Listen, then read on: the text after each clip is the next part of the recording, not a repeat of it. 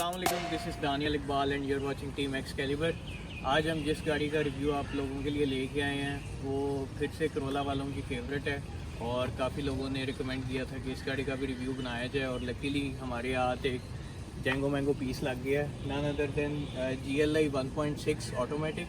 और ये करोला की 10th जनरेशन है जो मेरे पास ब्लैक है। 7th जनरेशन आंडा शेप 6-7 वाली के बाद ये वाली शेप आई थी, लेकिन ये अब फेस लिफ्ट है। 10 तक 11 तक जो था इसमें लाइट्स थोड़ी चेंज थी और 11 से ऑनवर्ड 14 तक ये वाली शेप आई थी जिसमें उन्होंने लाइट्स में थोड़ी सी चेंजेस कर दी थी। तो मैं इस गाड़ी का आज आपको रिव्यू बताऊंगा, resale, price, comparison and all that. तो इंशाल्लाह आई ट्राई कि मैं हर चीज़ कवर कर सकूं। तो सबसे पहले स्टार्ट करते हैं इस गाड़ी के वेरिएंट से, ठीक है। इस गाड़ी में 5 के 6 वेरिएंट्स हैं, ठीक है। सबसे पहले तो XLI से स्टार्ट करते हैं जो बेस वेरिएंट है 1.3 और उसमें अगेन मैनुअल शीशे और कुछ भी नहीं, ठीक है, सिंपल ड्रम ब्रेक्स। दैन आती है GLI और GLI में ABS आ जाती है, 4 व्हील डिस्क आ जाती है पीछे और उसमें मिरर ऑटो हो जाते हैं। फिर आती है ये वाली 1.6, ठीक है। अब 1.6 के अंदर 2 वेरिएंट्स हैं, एक है GLI 1.6 ऑटोमेटिक जो कि ये वाली है। दैन इसी में Altis आती है 1.6 ऑटोमेटिक जिसमें फ़र्क सिर्फ इतना है कि उसके अंदर अलॉय रिम्स होते हैं और उसकी रूफ के अंदर फ्रंट पे लाइट्स होती हैं। और फिर 1.6 में SR वेरिएंट है जो सन रूफ वाला है, ठीक है, वो भी 1.6 है और उसमें सन रूफ दिया होता है। उसके बाद आ जाता है 1.8, ठीक है, SR 1.8 में एक तो मैनुअल वेरिएंट है बिल्कुल बेस, लेकिन अलॉय रिम उसमें मिल जाते हैं। और उसके बाद है 1.8 SR जो कि ऑटोमेटिक होती है 1800 सीसी और सनरूफ भी होता है। अच्छा, 1.6 में जो मैनुअल वेरिएंट है वो 6 स्पीड गियर आता है, one of my most favourite, जो कि नेक्स्ट लेवल चीज़ है। अगर किसी ने भगाने के लिए गाड़ी लेनी है तो बहुत मज़े कराती है वो, ठीक है। अच्छा, और अब इसकी चलते हैं बॉडी की तरफ। ये गाड़ी मेरे वालिद साहब ने अभी बाय की है और ये फॉर सेल भी है, ठीक है। मैं आपको इसकी सारी स्पेसिफिकेशंस बताता हूँ। और इसकी हम 23.5 लाख आस्किंग कर रहे हैं और सिर्फ ये 2 पीस शावर्ड हैं इसके, एक ये डोर और उसी को लेवल करने के लिए थोड़ा सा पीछे वाला डोर, ठीक है। Other than that second owner पे है गाड़ी और गाड़ी बिल्कुल अपनी सील्स में है और टोटल जेन्युइन है। माइलेज इसकी 1,17,000 है और जेन्युइन ड्रिवन है। आप इस गाड़ी का रूम देखेंगे तो आपको खुद ही आइडिया हो जाएगा। अब इसकी चलते हैं बॉडी की तरफ, ठीक है। बॉडी में गाड़ी के लुक्स माशाल्लाह खूबसूरत है। एक चीज़ जो मैं आपको लोगों को बताना चाहूँगा, होंडा में फिर भी कहीं ना कहीं ग्रे एरियाज इस तरह से रह जाते हैं कि उनकी ग्राउंड क्लियरेंस नहीं अच्छी होती या कोई ना कोई डिफेक्ट उनमें रह जाता है कि यार होंडा है या पानी सक कर लेगी एंड ऑल दैट। लेकिन करोला जो है ना वो तीनों चीज़ें कैटेगरीज कवर करती है। फैमिली वाला बंदा भी उसको लेगा, उसको अगर कोई बिगिनर या लड़का कोई अगर मॉडिफिकेशन पर्पस के हिसाब से जो कि मैकेनिकली तो नहीं कर सकता लेकिन एक्सटीरियर वाइज गाड़ी को खूबसूरत बनाने के लिए, वो वाला लड़का भी बाय कर लेगा। और थर्ड जो जिसने मतलब लॉन्ग ट्रैवल करना है, तीनों, ये करोला जो है वो तीनों कवर कर जाती है, ठीक है। लेकिन होंडा जो है वो मोस्टली स्पोर्ट्स के लिए या फैमिली वाले जो एक सिंपल हैं वो, ठीक है। लॉन्ग के ऊपर भी होंडा इज़ गुड, मैं ये नहीं कह रहा, लेकिन पेव्ड रोड्स के लिए। उसके अलावा लेकिन अगर हिली एरियाज़ में जाएं तो करोला मतलब किंग है। आप इसको GLI हो या Altis हो, करोला हर जगह पे चली जाती है और ना आपको अंडर पावर लगती है, ना गाड़ी में कोई किसी किस्म का आपको मसला होता है।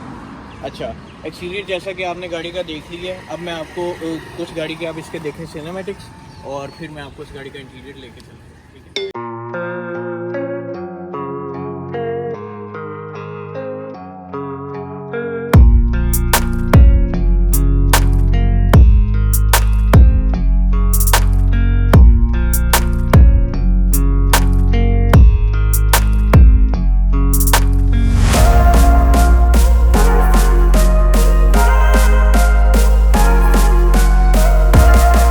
जैसा कि आप माशाल्लाह इस गाड़ी का इंटीरियर देख सकते हैं और सबसे बड़ी निशानी आप इसकी ये स्टीयरिंग से ऑब्ज़र्व करें कि इस गाड़ी की ये अगर आपको माइलेज नज़र आए, ये देखें 1,17,545, ठीक है, सिर्फ इतनी चली। और इस गाड़ी का आप रूम माशाल्लाह देखें, आपको थोड़ा आइडिया होगा इससे कि किस तरह एक साफ़ सुथरी गाड़ी का रूम होता है।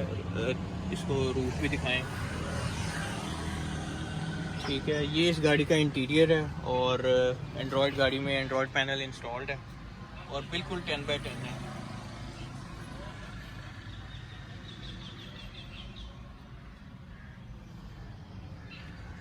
अच्छा, अब चलते हैं गाड़ी के इंजन कंपार्टमेंट की तरफ और फिर मैं आपको इसके स्पेयर पार्ट्स और बाकी सारे डिटेल्स आपको इसकी बताता हूँ, ठीक है, जिसमें कंपैरिजन एंड ऑल दैट। सबसे पहले इंजन में आपको इसका दिखाऊँ।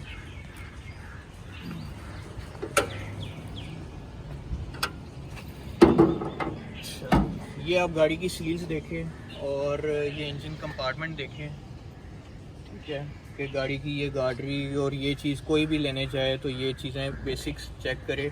और गाड़ी का इंजन कंपार्टमेंट, गाड़ी का रूम, वो आपको पहली बात तो एक इम्प्रेशन दे देते हैं गाड़ी के साथ कितनी ज़्यादती हुई हुई है और गाड़ी किस तरह के से यूज़ हुई हुई है, ठीक है। अच्छा, ये जो इंजन है ये 1.6 है और ये 132 HP जनरेट करता है, ठीक है। गाड़ी का रेफ बहुत ही आला है, कोई आपको बिल्कुल अंडर पावर नहीं होती। XLI GLI are bit under power, ठीक है। वो गाड़ियाँ बार बार आप गेयर चेंज करती हैं और मतलब उस हिसाब से नहीं। लगेज के साथ अगर आप 5-6 बंदों के साथ जा रहे होंगे तो वो गाड़ियाँ हिली एरियाज़ पे या इंक्लाइन रोड के ऊपर तंग करती हैं। जबकि ये वाली 1.6 हो जाए या 1.8 हो जाए वो आपको कोई इरिटेशन नहीं होती है। आपने सिर्फ 6 स्पीड हो या ये वाली एल्टिस हो तो आप जितना मर्जी इनमें लगेज डाल दें, ये अंडर पावर आपको नहीं फील होंगी। इंजन वाइज ये गाड़ी अगर एवरेज हम इसकी निकाल रहे हैं जो हमें मिल रही है वो 12.5 मिल रही है ये ऑटो वेरिएंट की। इसी में जो मैनुअल है वो 13 13.5 करती है with in city with AC, वो भी हमने एक टाइम पे रखी हुई है। तो एवरेज का इसका ये हिसाब है। अगर गाड़ी अच्छी चली हो, 117 है और विदाउट एनी टेम्परिंग या पीछे हुआ हो मीटर, या गाड़ी का इंजन इतनी पावर में हो, तो इसकी ये एक रीज़नेबल एवरेज है। लॉन्ग के ऊपर ये 17-18 करती है जो ऑटो वेरिएंट है, जो कि अभी हम होके भी आए हैं रिसेंटली। और इंजन वाइज कोई ऐसा ना मेंटेनेंस का इशू है, ठीक है। स्पेयर पार्ट्स वगैरह, अब मैं आता हूँ उसकी तरफ। लाइट्स इसकी आपको ये 18,000 की जोड़ी मिलेगी, बिल्कुल नहीं।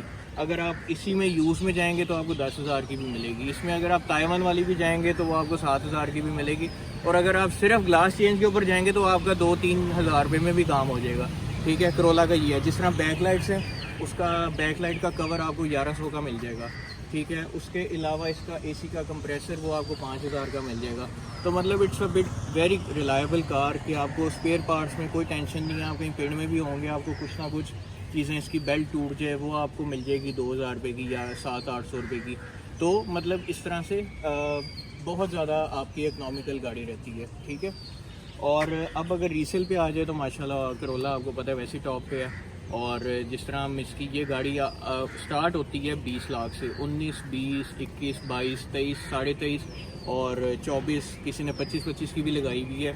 अभी तो 14 मॉडल जो GLI है या XLI है, लोग उसका 20 लाख मांग रहे हैं। तो ये 1.6 ऑटो वेरिएंट है जिसकी हम 2350 आस्किंग कर रहे हैं। तो आप बेहतर एनालिसिस कर सकते हैं कि गाड़ी की कंडीशन या कितनी पेंट है, उसके मुताबिक हर किसी ने अपनी प्राइस लगाई हुई है। XLI 14 मॉडल आपको टोटल जेनवन एक आधा पीस वो आपको 20-20.5 में मिलेगी।